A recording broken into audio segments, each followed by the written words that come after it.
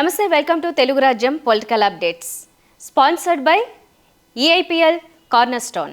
చంద్రబాబు బ్రహ్మాస్త్రం బయటకు తీస్తున్నారు. గత ప్రభుత్వ హయాంలో జగన్ సంక్షేమ పథకాలు బాగానే అమలు చేశారు.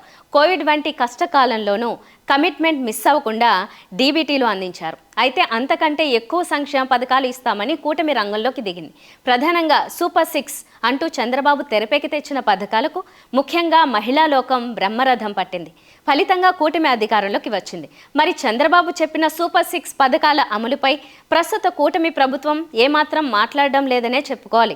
ముఖ్యమంత్రిగా బాధ్యతలు తీసుకోగానే చంద్రబాబు 5 ఫైల్స్పై సంతకాలు చేశారు. అందులో పెన్షన్ 4,000కు పెంచుతూ నిర్ణయం తీసుకున్నారు. ఎన్నికల వాగ్దానం మేరకు ఏప్రిల్ నుంచే పెరిగిన మొత్తం 1000 కలిపి 3,000 కూడా అందిస్తున్నారు. ఆ సంగతి అలా ఉంటే పెన్షన్తో పాటు పలు కీలక హామీలు ఇచ్చారు. ప్రజలు ఇచ్చిన 5 ఏళ్ల అధికారంలోనూ కనీసం 2వ నెల నుంచైనా అవి అమలు చేయాలి.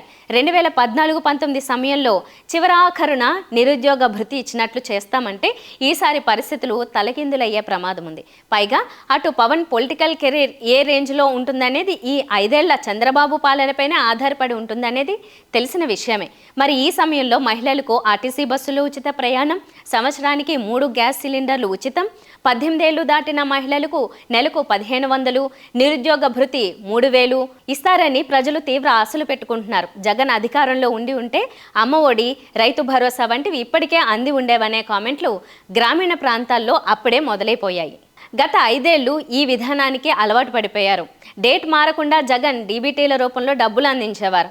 అయితే కూటమి ప్రభుత్వం మాత్రం ఈ విషయాలపై పెదవి విప్పడం లేదు. కూటమి అధికారంలోకి రావడంలో కీలక భూమిక పోషించిన సూపర్ 6 విషయం తప్ప చంద్రబాబు మిగిలినవన్నీ మాట్లాడుతున్నారు. ఏపీ అంటే అమరావతి, పోలవరం అని చెబుతున్నారు. శ్వేతపత్రాలు విడుదల చేశారు. అవి కూడా పరిపాలనలో భాగాలే కావచ్చు, కానీ ఇచ్చిన హామీలు సమయానికి అమలు చేయడం అత్యంత ముఖ్యం అనే విషయం చంద్రబాబు మరోసారి వ్యూహాత్మకంగా తప్పిస్తున్నారు. పైగా గత 2-3 రోజులుగా ఒక వర్గం మీడియాలో ఒక కీలక ప్రస్తావన మెల్లమెల్లగా జనాల్లోకి ఇంజెక్ట్ చేసే ప్రయత్నాలు చేస్తున్నారు. ఇందులో భాగంగా మాజీ సీఎం జగన్ విచ్చలవిడిగా అప్పులు చేశారని, అందువల్ల సంక్షేమ పథకాలు అమలు చేయలేని పరిస్థితి దాపురించిందని చెప్పడానికి జనాలను మెంటల్గా ప్రిపేర్ చేస్తున్నారు.